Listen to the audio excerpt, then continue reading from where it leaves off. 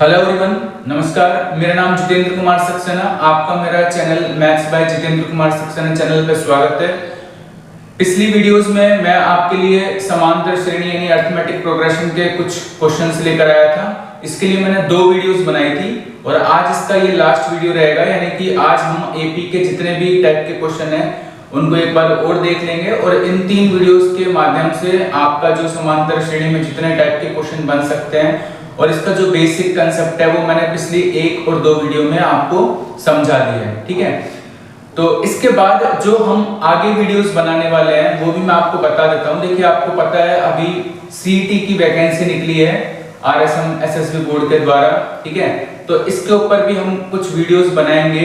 साथ में हमारा जो टारगेट रहेगा वो एसएससी की जो मैथमेटिक्स है, रेलवे की जो मैथमेटिक्स है, सीईटी की जो अब आने वाली जो अब सितंबर में एग्जाम होने वाला है, इसके लिए हम टारगेटेड मैथ के क्वेश्चंस रखेंगे।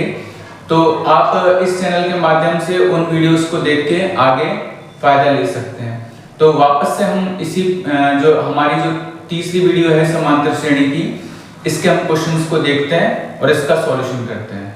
आइए पहले क्वेश्चन से शुरुआत करते हैं। देखिए, क्वेश्चन नंबर फर्स्ट है, if a1 and a2 are two arithmetic mean between 1/3 and 1/24 then find 20a1 upon a2। इसका आपको सॉल्यूशन बताना है और आपके सामने 4 ऑप्शन दे रखे हैं। तो अगर 1/3 और 1/24 के पास के बीच में 2 अरिथमेटिक मीन है a1 और a2, तो आप इसे लिखेंगे किस तरह से? आप लिखेंगे इसे 1/3 a1 a2 और 1/24। फिर अगर आपने पहली और दूसरी वीडियो को अच्छे से देखा है तो मैंने आपको समझाया हुआ है कि जो अरिथमेटिक मीन होता है वो ट्वाइस होता है फर्स्ट और थर्ड टर्म के सम का। ठीक है, यानी कि 2a1 equals to 1/3 plus a2 होगा।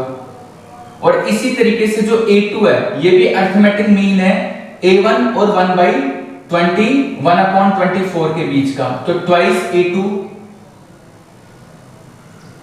Equals to a1 plus 1/24। ये आपके पास 2 इक्वेशन आ जाएंगी। ठीक है, जहां से आप a1 और a2 की वैल्यू फाइंड कर सकते हैं। अब आपको करना क्या है? अब आप किसी भी एक इक्वेशन को ले लीजिए, चाहे आप फर्स्ट को लीजिए चाहे सेकंड को, किसी को भी। ठीक है, अगर मैं इस इक्वेशन को 2 से मल्टीप्लाई कर देता हूं तो देखिए क्या होगा मेरे पास। ये आ जाएगा मेरे पास 4a1 equals to 2/3 plus 2a2। और 2a2 की वैल्यू मैं क्या रखने वाला हूं? a1 प्लस, तो 4a1 equals to 2/3 plus a1 plus 1/24। अब यहां से हमारे पास क्या रिजल्ट निकलेगा? जब a1 को मैं LHS में लेकर आऊंगा तो मेरे पास बचेगा 3a1 इक्वल्स टू, इनका एडिशन जब आप करेंगे तो 48 और 3 51/72। 3 से इसे आप कैंसिल आउट करेंगे 24। तो यहां से जो a1 का रिजल्ट आने वाला है, a1 की वैल्यू वो आपके पास रहने वाली है 17/72। ये आपके पास a1 की वैल्यू आएगी। ठीक है, अगर आप देख पा रहे हैं तो a1 की वैल्यू आपके पास 17/72 रहने वाली है। अब इसकी वैल्यू आप किसी भी एक इक्वेशन में रखेंगे तो आपके पास a2 की भी वैल्यू आ जाएगी। ठीक है, मैं a1 की जो वैल्यू है ये इक्वेशन फर्स्ट में ही रख देता हूं। तो देखिए, जब मैं 2 को मल्टीप्लाई करूंगा 17/72 से तो मेरे पास क्या रहने वाला है? मेरे पास रहने वाला है 17/36 माइनस 1/3 इक्वल्स टू a2। तो इसे जब आप सॉल्व करेंगे तो 51 में से आपको 36 को माइनस करना पड़ेगा। तो आपके पास रिजल्ट क्या रहने वाला है? आपके पास रिजल्ट रहेगा 15/108। और इसे आप सिंपलीफाई करेंगे तो 5/36 आपके A2 की वैल्यू आएगी। A2 की वैल्यू आपके पास 5/36 आएगी। अब आपसे वैल्यू पूछिए 20A1/A2 की, तो 20 और A1 की वैल्यू आपके पास है 17/72 और उसके अपॉन में आप A2 लिखेंगे तो A2 की वैल्यू है 5/36।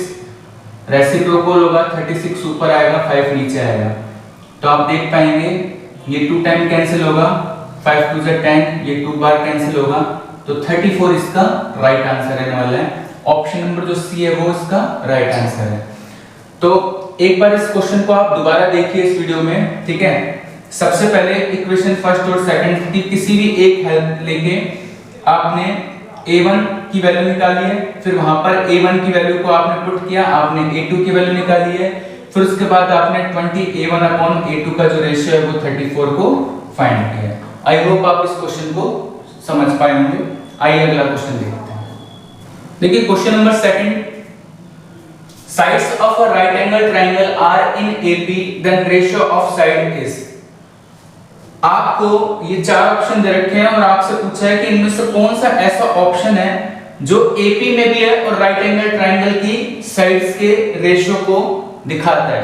तो सबसे पहले आप ऐसे सोचिए, अगर राइट एंगल ट्रायंगल है तो राइट एंगल ट्रायंगल में आपको पता है ट्रिपलेट्स का यूज होता है, और ट्रिपलेट्स आप कुछ जानते होंगे, 1 2 3 2 3 4 3 4 5 और 5 8 3 में 3 4 5 एक ट्रिपलेट है, ठीक है, या आप अच्छे से जानते हैं। और AP में भी होना कंपलसरी। देखिए 1 2 3 2 3 4 3 4 5 और 5 8 3, इसमें से ये जो शुरू के 3 आपको दे रखे हैं 1 2 3 2 3 4 और 3 4 5, ये AP में है। देखिए अगर आप देख पा रहे हैं तो ये तीनों जो A, B और C ऑप्शन आपको गिवन है ये AP में है, ठीक है। और अगर AP में है तो उनमें से सिर्फ एक ही ऐसा ऑप्शन है जो ट्रिपलेट के रूप में है 3 4 और 5, और ये AP को भी दिखाएगा। तो इसका जो राइट आंसर रहने वाला है वो ऑप्शन नंबर C रहने वाला है, 3 4 5। ट्रिपलेट्स होते हैं, आपको अच्छे से पता है कि 5 का स्क्वायर इक्वल्स टू 3 का स्क्वायर प्लस 4 का स्क्वायर, और ये AP को भी दिखाएगा क्योंकि इनके बीच में आप देख पा रहे हैं कि जो कॉमन डिफरेंस है वो इक्वल रहने वाला है, तो ये इसका राइट आंसर है।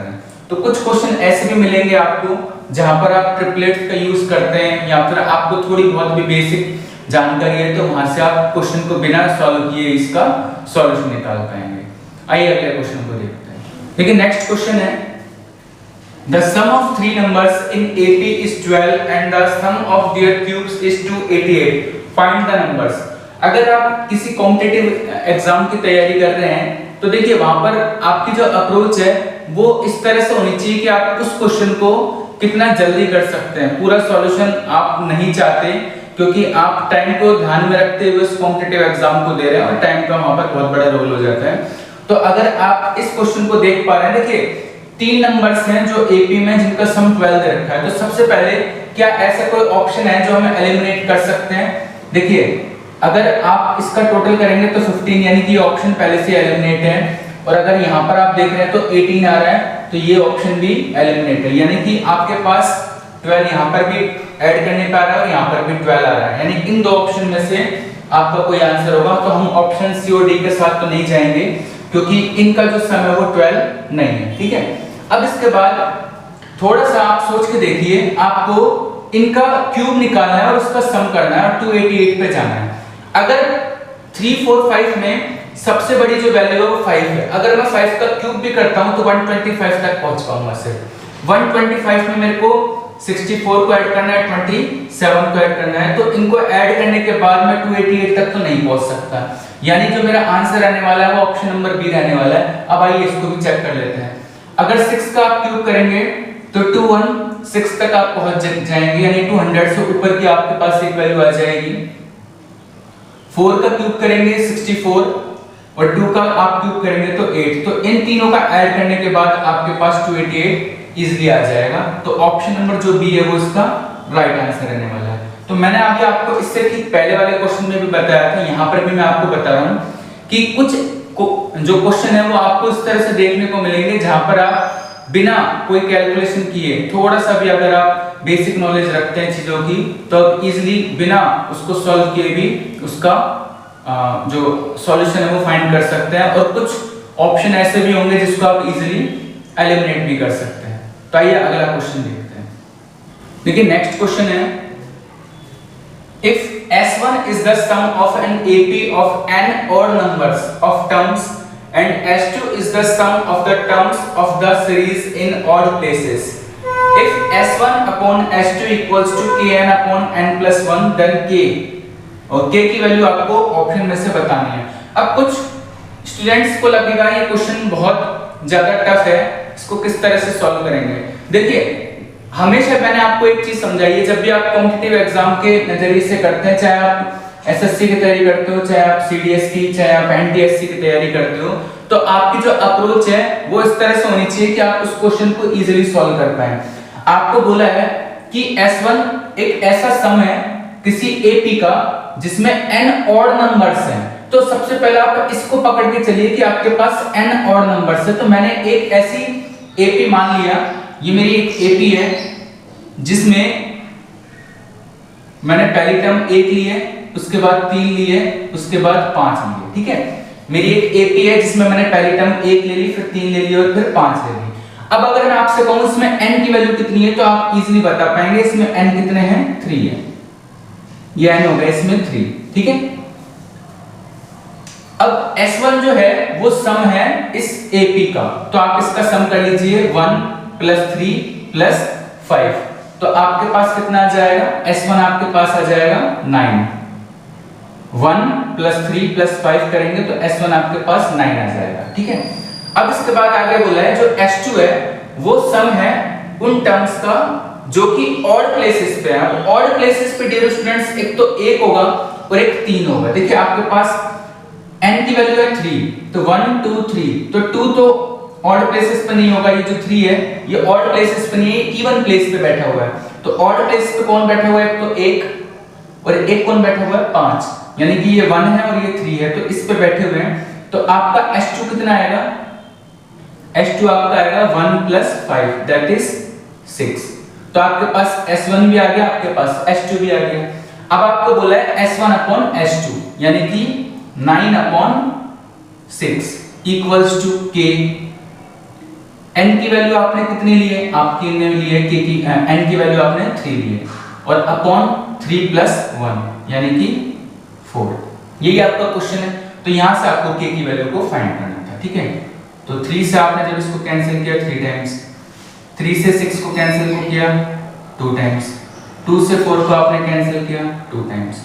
तो जो K की वैल्यू है वो क्रॉस मल्टीप्लाई करेंगे तो कितनी रहने वाली है, K की वैल्यू रहने वाली है 2। ऑप्शन नंबर जो ए है वो इसका राइट आंसर है। तो आपने देखा कि ये जो क्वेश्चन था इसको अगर आप कोई भी एक एपी चूज करते और उसमें n की वैल्यू आप खुद अकॉर्डिंग आपके चूज करते तो ये कुछ ही सेकंडों का क्वेश्चन था। लेकिन अगर आप इसे पूरा सॉल्व करना चाहते हैं तो वो कॉम्पिटिटिव नजरिए से ठीक नहीं रहेगा, ठीक है। तो आई होप मैंने आज आपको कुछ क्वेश्चन कराए हैं वो आपको अच्छे लगे होंगे और आप उनका सॉल्यूशन इजीली कर पाए होंगे, ठीक है। आगे जो मैंने आपको बताया एपी के अलावा आप कौन कौन सी चैप्टर्स हैं जिसका सॉल्यूशन देखना चाहते हैं तो आप मुझे कमेंट सेक्शन में भेजते रहिए। मैंने आपको बताया अभी राजस्थान में सीटी की जो नई वैकेंसी है जिसका सितंबर में एग्जाम होने वाला है ग्रेजुएट लेवल की, साथ में 10+2 की जो सीटी आने वाली है। इसके अलावा राजस्थान में कोऑपरेटिव जो बैंक है इसकी वैकेंसी अभी कुछ ही समय में आने वाली है जहाँ पर मैथ्स का बहुत बड़ा रोल होगा। इसके अलावा एसएससी और सीडीएस एनटीएससी एसटीएस के लिए भी हम जो मैथ्स की वीडियो है वो आपके लिए लगातार लाते रहेंगे। तो अगर आपको ये वीडियो अच्छा लगा है तो आप इसे अपने फ्रेंड्स के साथ शेयर कर दीजिए, वीडियो को लाइक कर दीजिए, चैनल को सब्सक्राइब कर दीजिए। Thank you so much.